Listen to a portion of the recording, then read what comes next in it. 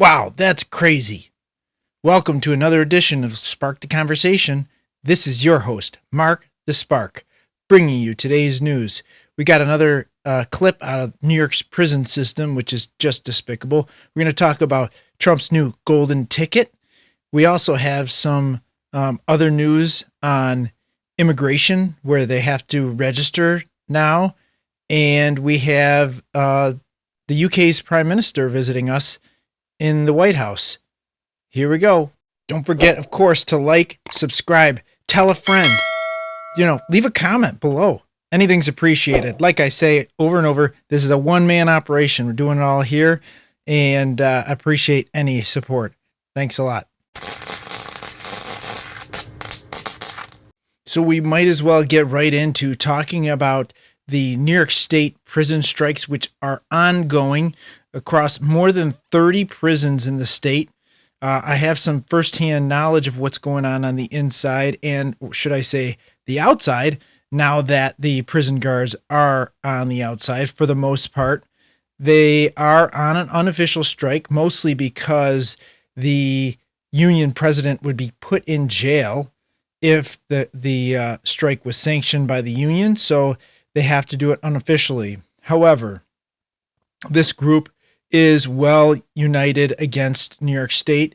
The HALT Act, which has given prisoners the upper hand, the impossibility of using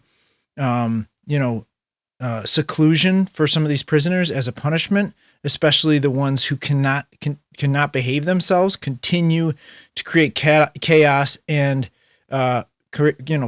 performing criminal acts within prison. They still keep doing it even though they're in prison. And the prison guards are, on the short end of the stick. Prison guards can't carry their cell phones into the prison, but the prisoners get tablets to use that we pay for as taxpayers. The prison guards have to carry all their stuff in clear bags. Prison guards can't have many other things that the prisoners are allowed to have. They're working numerous shifts. They're shorthanded, so the option of working a single shift is not even a possibility for these corrections officers, which is insane. Some of them are working 72-hour shifts, which is unthinkable. And to have to be on your toes all the time because you're around literal criminals, they're literally surrounding you while you're at work. And your backup could be, if something happens, could be 3 blocks away. And they're running to help and save you, but guess what? It could be too late. And many corrections officers have sustained injuries. We've showed you the graphs in the previous episode that I did about this, showing that the injuries to corrections officers has, in the last couple years, basically gone up 150%. And the hazards and the dangers and the injuries to the criminals, to the prisoners, has gone up as well, because there's no repercussions to even acting out against, performing violent acts against your fellow prisoners is also basically not punishable under this new system. Kathy Hochul has refused to acknowledge that she is part of the problem in all this. She has caved some, allowing mediators to talk with the corrections officers to try to come to some resolution, but she really has not budged in any significant way that would help make the prisoners and the corrections officers more safe. So now a video has come out from the Greenhaven Correctional Facility, which has shown some of the violence that's going on in these prisons, both to COs, corrections officers, and fellow prisoners. And this one is just crazy.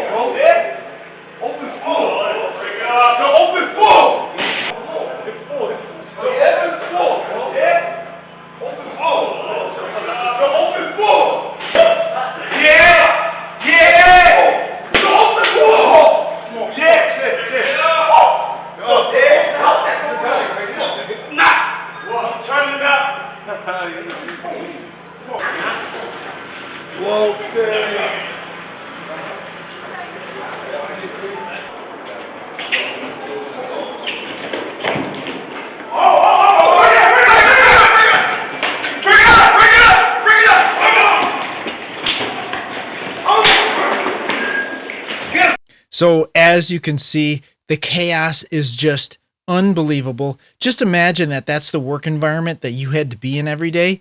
I mean, it's just, how is this allowed? But again, we're in the People's Republic of New York State. We're in the People's Republic of New York, as I call it, because it is a communist dictatorship here in New York. One party rule ensues throughout the state. Our queen, Kathy Hochul, rules the land, basically being able to do anything she wants. Our New York State legislature is completely defunct, and they have no will to do any kind of legislating. They just do whatever the governor's bidding is, and we are their subjects. So this news is finally gone national. It's taken almost a week. I think they've been on strike, and the news has finally reached the national level, and people are reporting on it. Matt Walsh from the Daily Wire, I believe, is doing a opening monologue in his episode today on it. So that's a great follow there if you want to go check him out. But like I said, this is just out of control. I could not imagine working in this kind of environment on a day-to-day basis and having like no family life, because you're going to be stuck at work anytime you go in for a shift. You know that you're going to be stuck at work.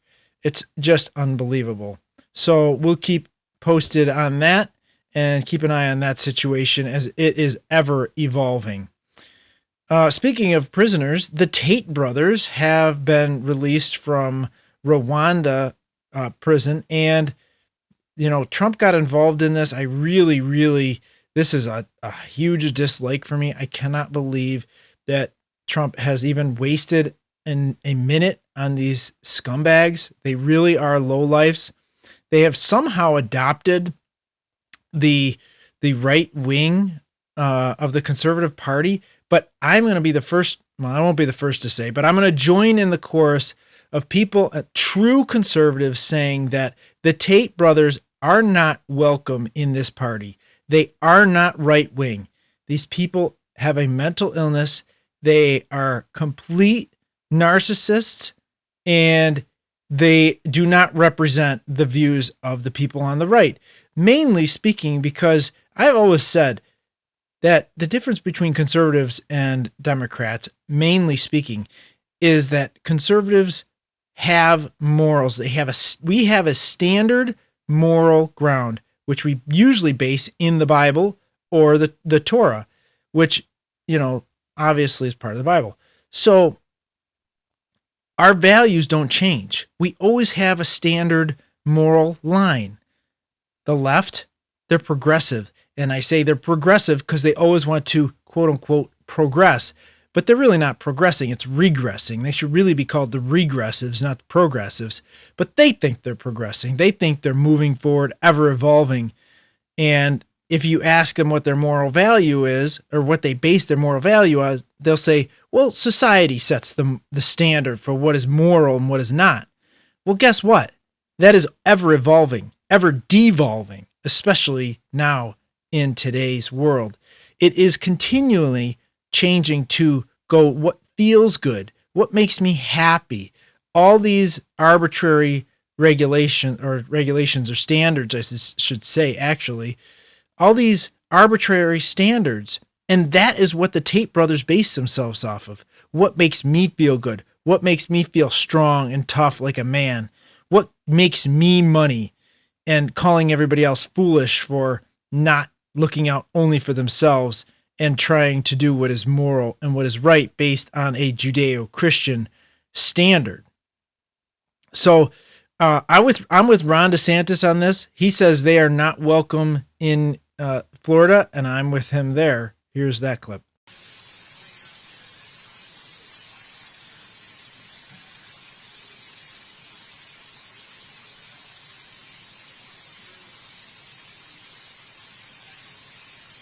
We have no involvement in that. I read about it through the media. Clearly, the federal government has jurisdiction, whether they want to rebuff his entry into the United States, and I have confidence that whether it's Pam Bondi or Kristi Noem, that they will be looking at that. I do know our Attorney General, James Uthmeyer, is looking at what state hooks and jurisdiction we may have to be able to deal with this. But the reality is no, Florida is not a place where you're welcome with that type of conduct in the air. And I don't know how it came to this.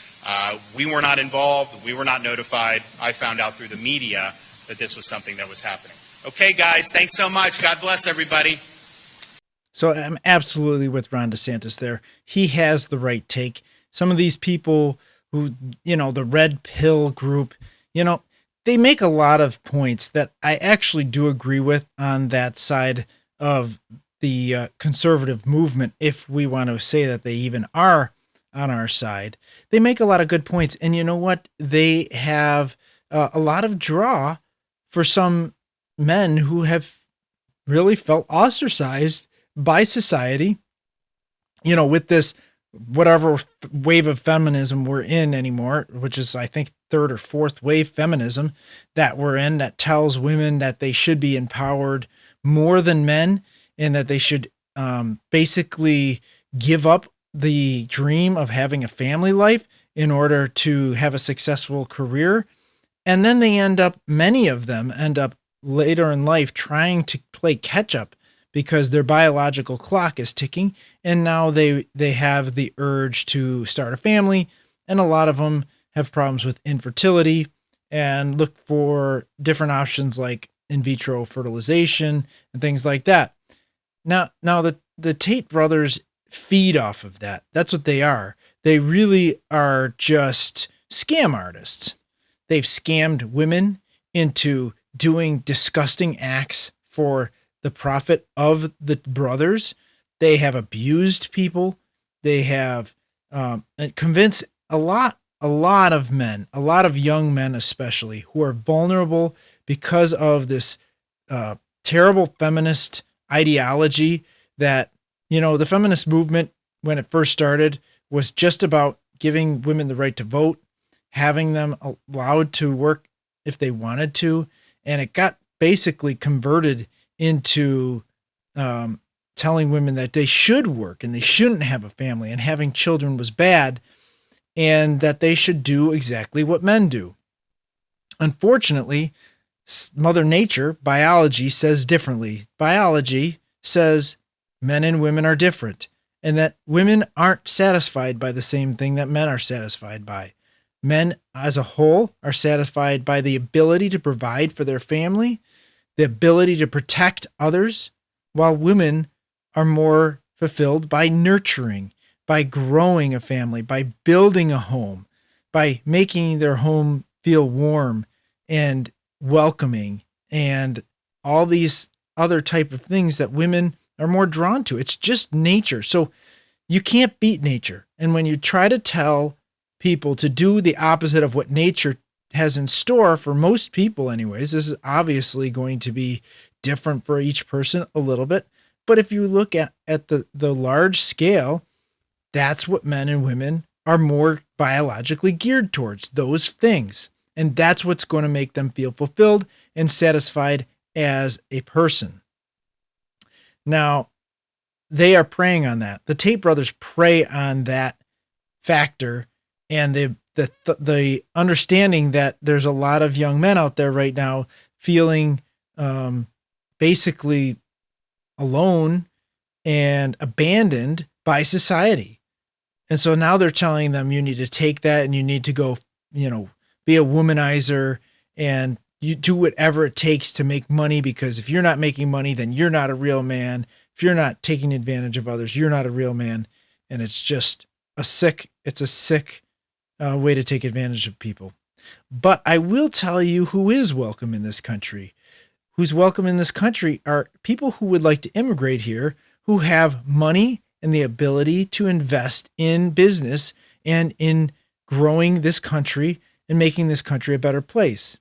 And that's how we get into Trump's newest idea, which is the gold card. And I call it the gold card because it's essentially a path to citizenship like a green card, but it is kind of like a fast pass. If you are familiar with Disney, which I've never been, but I do know what it is. And so the gold card is basically telling anybody who can afford to pay $5 million that they can come here on a faster route than just, going through the legal system and the immigration system like normal. And the funny thing is, the left is going to go crazy about this because it seems like a big shift in immigration policy, but really it's just using an old law. Like Trump is getting really good at doing this, finding these old kind of obscure laws that's still in existence that allow for certain things like this. And it's just like Doge, right? And we've talked about Doge a bunch of times where he's just repurposed the USDS, US Digital Services. He repurposed that which was created under Obama to now go after basically auditing every component or every department of the federal government. So he's now repurposed another part of immigration law to allow fast tracking of certain individuals into the United States if they can afford to pay this. Now, the reason why this is good, not only could this potentially help pay off the national debt, which we'll see in a minute with Commerce Secretary Howard Lutnick talking about it, it also ensures that these people are pretty much instantly able to help build the economy of this country. So if you're willing to pay and able to pay $5 million just to get citizenship in the United States, or a faster path to citizenship anyways, then you're obviously going to be able to start a company, employ other people, invest in the infrastructure of the United States, which is good. I mean, ultimately, when we vet people coming in the United States, they should have something to offer the United States. Otherwise, why are we letting them in? We cannot be just a charity case, because that quickly turns into the inability to take care of our own people, because we're now taking care of people coming from everywhere else. It's the famous, first responder mantra of make sure you're safe. The scene is safe for you before you go on the scene to help somebody else, right? Because otherwise, what do you have? You have two victims and nobody to help you. That's the same thing with our economy. If we were to go out and just take everybody in like Biden was trying to do. Of course, he didn't really care about those people, but regardless, the point is still there, that if you try to take in everybody, guess what? You have now two sets of poor people, and now nobody's out there to help us, because we know the United States, if we ever get into some kind of serious financial trouble, nobody is coming to help, because we're the only ones expected to do that kind of stuff. So anyways, here's a clip of Howard Lutnick talking about the gold card program. Are they going to be vetted, first of all? Of course. Deeply vetted, and we said that from the first minute go. These are vetted people. These are going to be great global citizens who are going to bring entrepreneurial spirit, capacity, and growth to America. If one of them comes in, think of the jobs they're going to bring with them, the businesses they're going to bring with them, and they're going to pay American taxes as well. So this is huge money for America. And how many people are waiting in this line currently? So there are 250,000 people waiting in line now. If they're willing to pay the $5 million, that's over $1 trillion. That comes directly to $1.25 trillion just for that line. And I think these people are going to come enormous ways because they know they can come into America and they can be in the greatest country on earth. So he makes some good points there about the benefits to the United States in utilizing this program. Now, this movement towards, selling this gold card to reduce the national debt is a good one. I mean, and it's good twofold. Like we just said, it also could help spur the entrepreneurial spirit of the United States. It could create more jobs for people in the United States, which ultimately creates more tax revenue, which is going to be needed if we're going to ever pay down the deficit. And not only the deficit, but the $37 trillion that the United States is in debt right now. So, we're trying new and innovative things, which I think is absolutely brilliant and necessary. This is actually the mandate that Trump was elected on, was trying new things, not doing the same old things that don't work, not continuing to blow up the budget, even though the newest budget is still increasing the deficit and increasing the national debt. But with Doge and this program and other programs like it, the stopping of the flow of illegal immigrants, which is at pretty much an all-time low. The amount of immigrants that are coming in right now are in the low hundreds compared to thousands that were pouring in per day under the Biden administration, because they weren't really trying to stop them. In fact, they were pretty much inviting them in to the open door that is the southern border. So we need new and innovative ideas like this to allow, progress towards paying off this debt. That is a huge problem. Now, Donald Trump is talking about this in the Oval Office. We're going to be doing something else that's going to be very, very good. We're going to be selling a gold card. You have a green card. This is a gold card. We're going to be putting a price on that card of about $5 million, and that's going to give you green card privileges plus. It's going to be a route to citizenship, and wealthy people will be coming into our country by buying this card. They'll be wealthy, and they'll be successful, and they'll be spending a lot of money and paying a lot of taxes and employing a lot of people. And we think it's going to be extremely successful.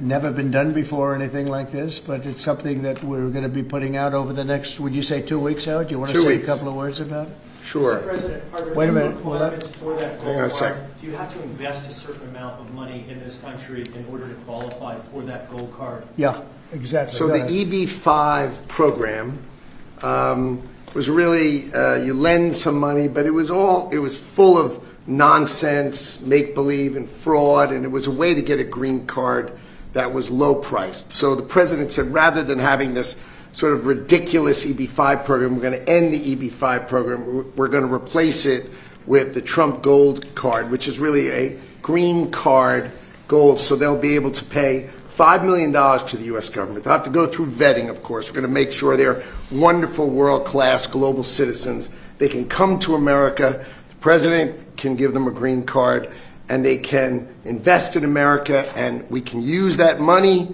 to reduce our deficit. Why do we give out lotteries of green cards? Why do we give out EB-5 for green cards? The President of the United States understands that the right answer is, why don't we eliminate the deficit of the United States of The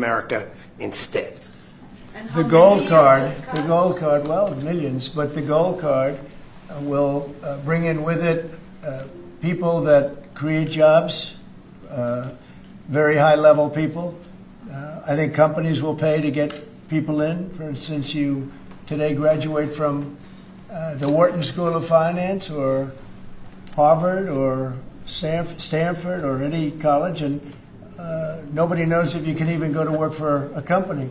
So Apple and all these companies that want to get people to be working for them will be able to buy a card, and for the people that are number one in their class at top schools, I see that as one of the things. But generally speaking, it'll be people with money and people that create jobs, and they won't have to pay any tax on income outside of the United States, which they're not paying right now. They're not citizens, but they'll have to pay if they create jobs in the United States. They'll pay full taxes like everybody else. So you're getting big taxpayers, big job producers, and we'll be able to sell maybe 1 million of these cards, maybe more than that. And if you add up the numbers, they're pretty good. As an example, 1 million cards would be worth $5 trillion. $5 trillion. Wow. And if you sell 10 million of the cards, that's a total of $50 trillion. Well, we have 35 trillion in debt. That'd be nice. So we'll see. But it could be great. Maybe it will be fantastic. We have it all worked out from the legal standpoint. It's totally legal to do. Hasn't been done before. It's been done in many different forms. We give them away. Why should we give them away? We shouldn't give them away. And I think it's something very exciting. I think it's potentially just something that we're all very excited about. So there you have Donald Trump and Howard Lutnick talking about this program. That obscure law, I guess it wasn't really so obscure, but the EB-5 visa program was basically just allowing, business owners or people who are going to create a business to come into this country on an expedited basis. And that was, basically on the premise that they were going to create value within the United States, that they were going to either start a business or move a business that they already had established in another country, and that they were going to employ Americans and create a positive economic growth for the United States, which should be the basis of immigration, especially if we're going to give people expedited a process to come here and be a citizen, eventually be a citizen, is that they create positive growth opportunity for the United States. So that's great to see. Here's one more clip on that. Donald Trump and Howard Lutnick talking at the first cabinet meeting of the Trump administration about the program. This is commerce. So the EB-5 program, which has been around for many years, had investment of $1 million into projects in America. And those projects were often suspect. They didn't really work out. There wasn't any oversight of it. And so for $1 million investment, you got a visa and then you came into the country and ended up with a green card. So it was poorly overseen, poorly executed. Then you had our border open where millions of people came through. So the idea is we will have a proper business. We will modify the EB-5 agreement. Christy and I are working on it together. For $5 million, they'll get a license from the Department of Commerce. Then they'll make a proper investment on the EB-5, right? And we think Scott and I will design the EB-5 investment model because Scott and I are the best people together to do that. So this is joint. This is exactly the Trump administration. We all work together. We work it out to be the best. And if we sell, just remember, 200,000. There's a line for EB-5 of 250,000 right now. 200,000 of these gold green cards is $1 trillion to pay down our debt. And that's why the president is doing it, because we are going to balance this budget and we are going to pay off the debt under President Trump. And to qualify, do you have to promise and make commitments to create a certain number of jobs No, here in the U.S.? no, because not all these people are going to be job builders. There'll be successful people, or there'll be people that were hired from colleges, like sort of like paying an athlete a bonus. I mean, Apple or one of the companies will go out and they'll spend they'll buy 5 of them and they're going to get 5 people. Look, I've had the complaint from a lot of companies where they go out to hire people and they can't hire them out of colleges. And you know what they do? They go back to India or they go back to the country where they came and they open up a company and they become billionaires. And they're employing thousands and there are a lot of examples. There are some really big examples where they were forced out of the country. They graduated top in their class at a great school, and they weren't able to stay.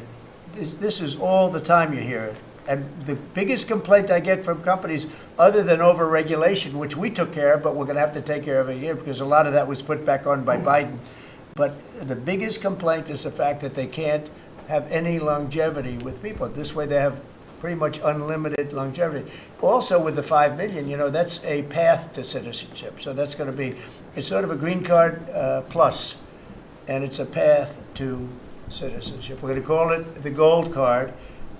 And I think it's going to be very treasured. I think it's going to do very well. And we're going to start selling, hopefully, in about 2 weeks. Now, just so you understand, if we sell 1 million, right, 1 million, that's $5 trillion. 5 trillion. Howard was using a different number, but that's $5 trillion. If we sell 10 million, which is possible, 10 million highly productive people coming in, or people that we're going to make productive, they'll be young, but they're talented, like a talented athlete. That's $50 trillion. That means our debt is totally paid off, and we have $15 trillion above that. And now I don't know that we're going to sell that many. Maybe we won't sell many at all, but I think we're going to sell a lot because I think there really is a thirst. No other country can do this because people don't want to go to other countries. They want to come here. Everybody wants to come here, especially since November 5th. And they'll all be vetted, by the way. All these people will be vetted. So a lot of that was the same things we had heard before. Donald Trump throwing out all kinds of numbers, which we're used to. Of course, he's going to think positive, talking about the potential of wiping out the entire United States debt. Seems a little bit optimistic. I would say maybe hugely optimistic. However, hey, you never know what's out there. I think the numbers that Howard Lutnick is using are a lot more based in reality because he's looking at, current applications of people that, are maybe in this status that could afford to get a card like this, the gold card. And so that's probably a lot more realistic. But I mean, even if you could wipe out 1 trillion, just to go in the right direction would be something that hasn't happened in pretty much most of my lifetime. So it would be a good change of pace, if nothing else. Now, speaking of immigration, we've got Kristi Noem, who's talking about a different program that, again, is reinstituting an old law that this one's a little bit more obscure. It was used previously earlier in the century, and they stopped using it because it was ineffective and it was costly. However, I would say with today's technology, things have changed quite a bit. There is now the ability to track people in ways that never were before. And they're able to catch a lot of these illegal immigrants much more easily based on their spending patterns, maybe just camera systems, their Obama phones that they've got, maybe phones that they've purchased themselves. So there's a lot more ability to track these type of people. And I think that maybe the program could be a lot more effective this time. So here's her on Fox News talking about that program. What do you guys have in store?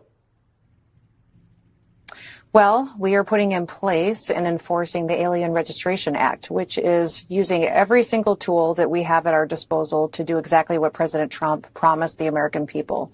The Alien Registration Act says that within 30 days of being in this country illegally, someone must register with the federal government. They will be fingerprinted. They must announce that they are here.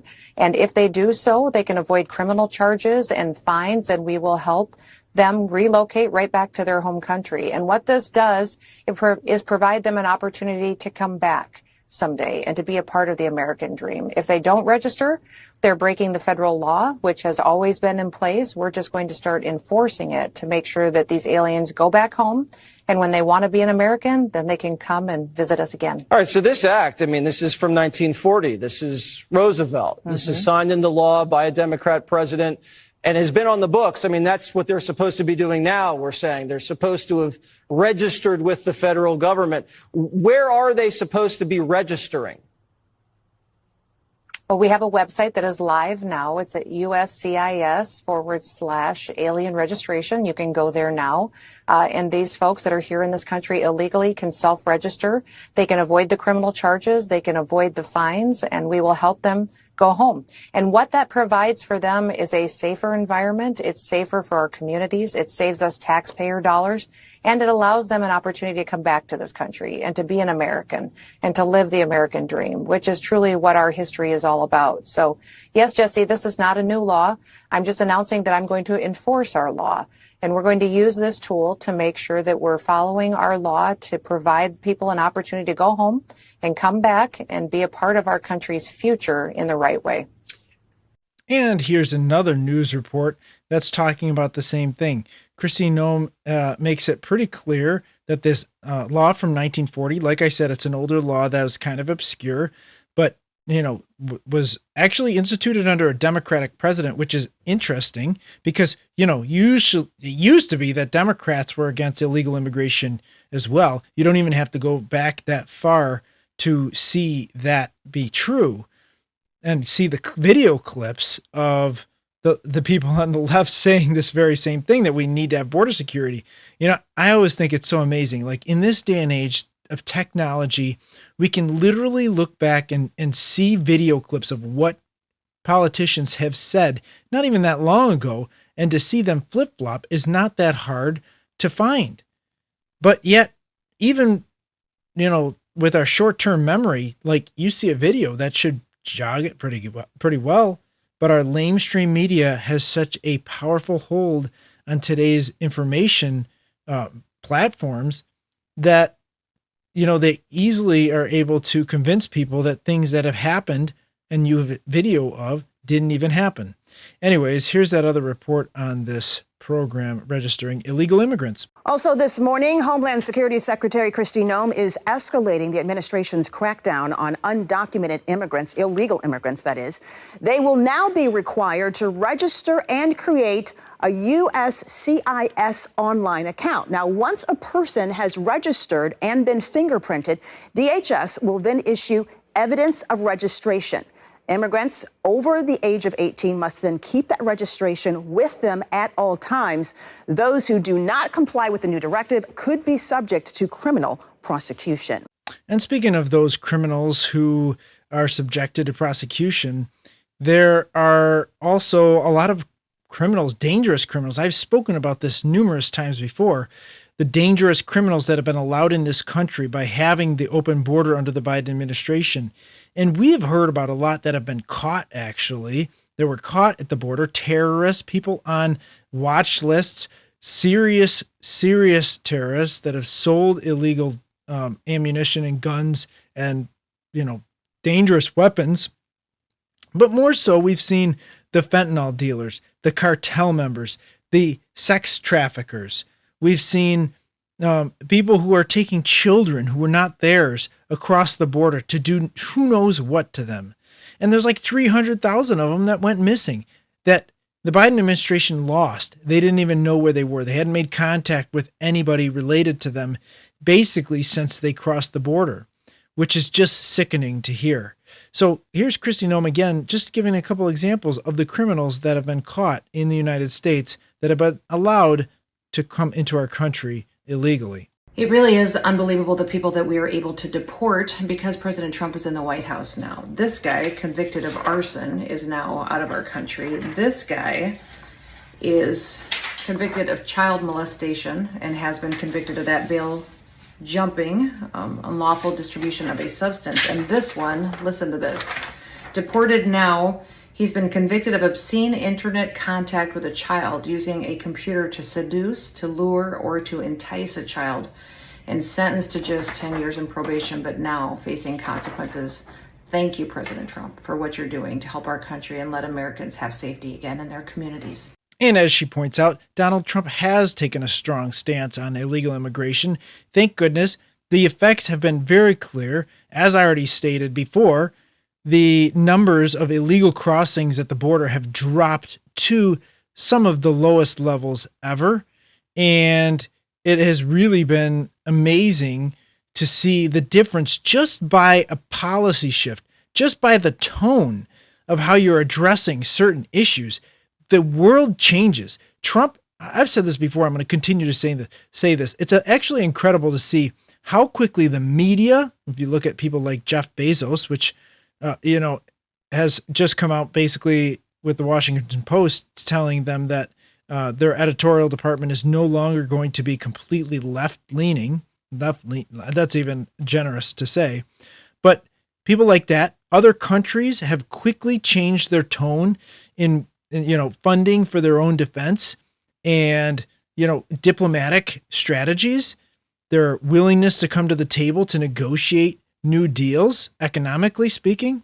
So Trump's ability to change things just on his tenor, just on his negotiating tactics, the way he deals with other people, and the knowledge of his competency has made drastic changes throughout the world.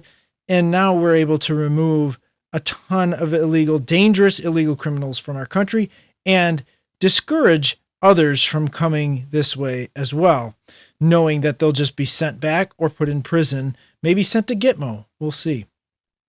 So good to see those changes here. Speaking of criminals, now the FBI is working on with Kash Patel, working with Pam Bondi, the Attorney General. They're working to release the Epstein Files, and they have released one section of them. This was a promise that both of these people made to do as soon as they were in office. Turns out to be a little more difficult than they expected, mostly because we have still quite a deep state within these organizations. There were some podcasters, streamers, whatever, some more independent journalists, we'll call them, that met with Pam Bondi today and Kash Patel and received binders, which is basically like the part 1 of the Epstein Files. Turns out the FBI has stashed away a lot of these files and hidden them, which is going to make this this more difficult to get to the bottom of. But here's a clip of some of those independent journalists walking out of this meeting with their first binder.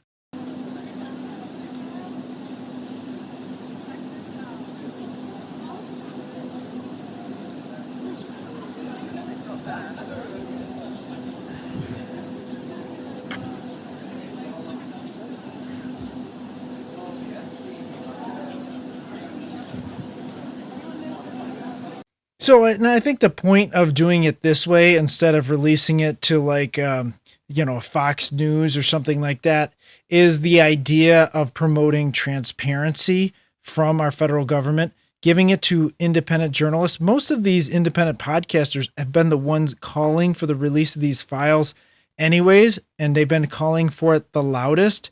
And it just gives that, again, it gives the look of transparency, which is key.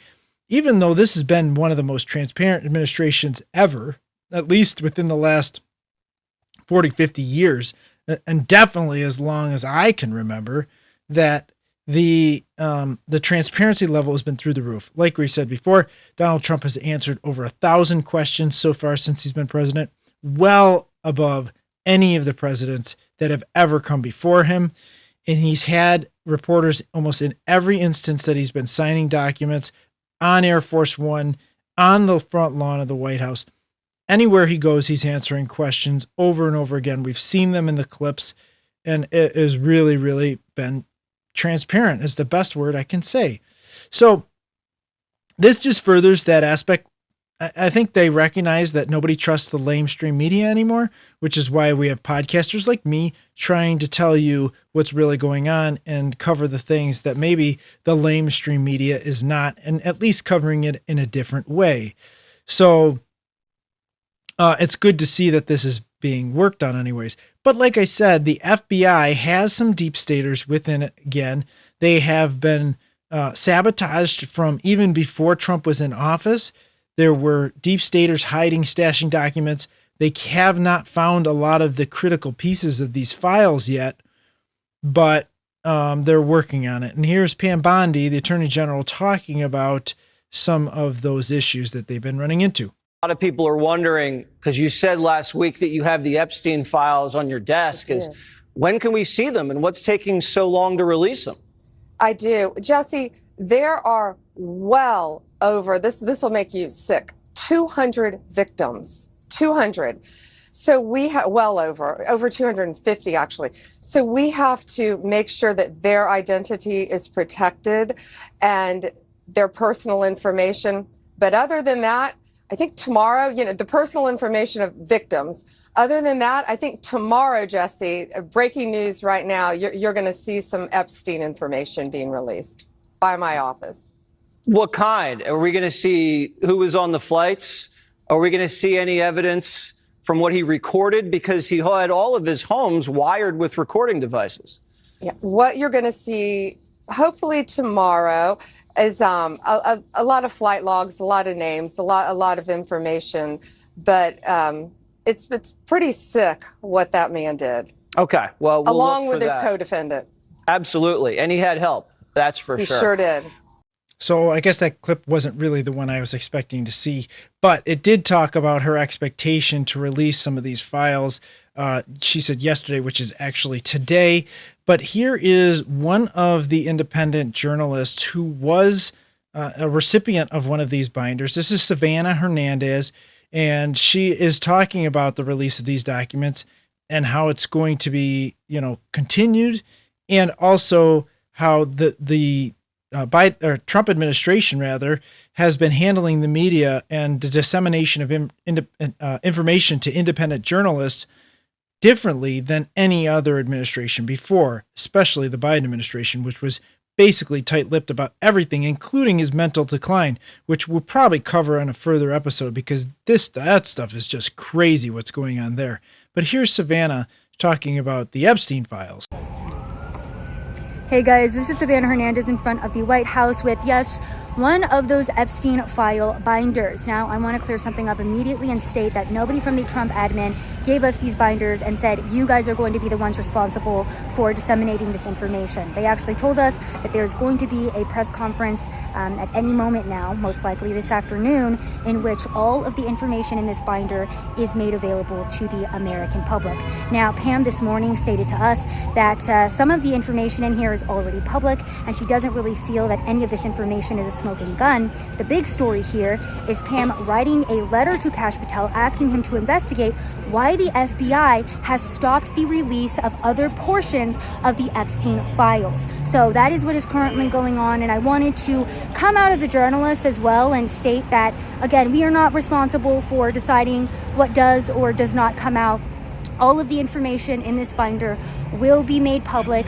Pam Bondi herself stated that she wants all of the Epstein files to be made public to the American people, not just to influencers or independent journalists, but that in itself has been a process. Now, one of the reasons why I have this is because the Trump admin right now is making a big push for not only transparency, but being welcoming to independent journalists who might have been looked down on, ignored, or even censored over the last 4 years. This administration is making a big push right now to allow American people to come into the Oval Office, to come into the White House and directly talk to the president, the vice president, Kash Patel, Pam Bondi, RFK Jr.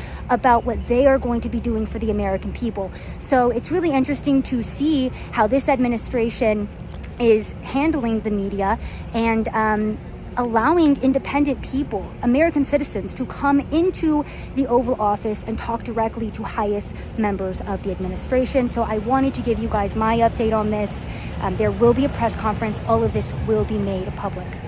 So some good points she makes there, and we'll look forward to the continuation of release these files by the Trump administration. And Pam Bondi and Kash Patel following through with their promises. So another version of promises made, promises kept. And in continuation of those promises made and promises kept is talking about lowering the price of groceries, specifically eggs and other groceries. But eggs have been a big thing lately. A lot of people are talking about it. People on the left are going to, of course, not only imply, but say that the Trump administration is doing nothing to reduce these prices. But here's the Commerce Secretary talking about their plan for that. This shows the price of eggs over the last 40 years. And as you can see, the price was pretty static for 40 years, 50 years actually. And then all of a sudden under Obama, it went up a little bit. Trump went down, and then Biden, it has skyrocketed. I want to provide context before we talk about the plan, because listen, avian flu has been catastrophic for our poultry, our egg farmers. But at the end of the day, policy matters. So the egg prices we're seeing now was a long roll of overregulation, too many rules, too much government. So that's part of this plan as well. But as we're talking about avian flu, and as it hits every single American family and every single household in this country, just this morning in front of about 500 people at the Ag Commissioners Conference here in Washington, D.C., we talked about 5 prongs. And I'll talk about it again probably in the cabinet meeting in just a second. First, we're going to invest from USDA a significant amount of funds into biosecurity. That means the spread of the virus only happens through wildfowl for the most part. So what can we do at USDA to help our farmers ensure that that doesn't happen? We've had 150 pilot projects. Only one of those has gotten the avian flu. So now we put that on steroids and spread it out to America. Second, we go through some significant repopulation, ensuring that the farmers that had to depopulate, which is what Kevin Hassett was just talking about, that they have what they need to immediately repopulate, immediately start getting the hens laying again, etc. Third is the deregulation we just talked about. The egg industry is over-regulated. They have too many rules on the books. And so while we will always focus on safety, we're also going to look at the Biden and Obama eras of putting more and more government on them. Fourth, we're looking at bringing in some eggs, importing some eggs in the short term. We're talking to several countries around the world that can get us eggs right away. This would not be a long-term fix, but to immediately begin to bring those prices down. And fifth, and this is really the long term of this, Dana, you can't just play whack-a-mole all the time, right? You got to think about strategically, how do we fix this for America for 5 years or 50 years? We're investing a lot of money into vaccine and therapeutic research to see if there is an answer to this right away. But all things considered, we're ahead, and the American taxpayers, American consumers, and American poultry farmers have relief coming right around the corner. So there's Brooke Rollins on that. And it actually, the more cabinet members that we hear speak, the more obvious it becomes that the Trump administration is dedicated to bringing meritocracy back to the federal government. It just makes it so much more obvious. If you were to look back, and I don't even want to do this, I do it from time to time, but it's so painful, right? To see what the last administration was like, what those cabinet members sounded like, and the incompetence of those people, mainly because they were picked not because of their competency, not because of their merit, not because of their knowledge or their skill set or their expertise. They were picked because of their gender identity, who they like to sleep with, or what color their skin was, which is just the worst way to pick people for any kind of job, and also illegal on top of that. So good to see that there's at least a plan that makes sense, unlike the Biden administration, where any time they even had a plan, which was rare, it was just like mind-numbingly nonsensical, and we've had enough of that. In our last clip of the day, we have J.D. Vance and Donald Trump together meeting with some of the officials out of the UK, and J.D. Vance continues on calling out the UK for their lack of freedom of speech there. Here's that clip. I said what I said, which is that we do have, of course, a special relationship with our friends in the UK and also with some of our European allies, but we also know that there have been infringements on free speech that actually affect not just the British. Of course, what the British do in their own country is up to them, but also affect American technology companies and by extension American citizens. So that is something that we'll talk about today at lunch. We've had free speech for a very, very long time in the United Kingdom, and it will last for a very, very long time. Well, no, I mean, certainly we wouldn't want to reach across US citizens, and we don't, and that's absolutely right. But in relation to free speech in the UK, I'm very proud of our history there. So, of course, those UK officials are going to push back, including the Prime Minister, push back on them, trying to claim that they have freedom of speech. They're proud of their freedom of speech that they've always had in the UK.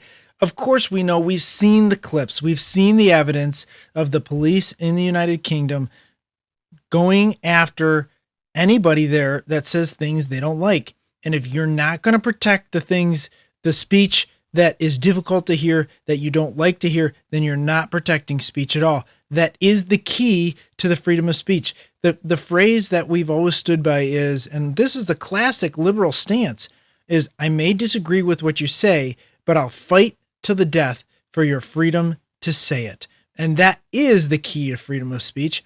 That is the premise of our First Amendment, which no other country really has protections in their constitution like the United States does, which is one of the reasons that the United States is the most free country in the world. And that is the first sign of a dictatorship or totalitarian government, authoritarian government, that they have removed their freedom of their citizens to say what is uncomfortable for other people to hear. And that is, like I said, the key tenet of free speech, that you're protecting the speech that you don't like. That is the most important tenet of free speech. Anyways, I appreciate you joining me again today. This was a little bit longer episode, but I had a lot of clips that I wanted to share with you. Don't forget to like, subscribe, share with a friend, leave a comment below. Come back tomorrow for another episode. I appreciate everybody being here. This is, as I say all the time, a one-man operation, and I'm just doing this for the fun and the benefit of society. If you enjoy this kind of thing, then I especially appreciate it. Don't forget, most importantly, to go out and volunteer for something meaningful. And as always, spark the conversation.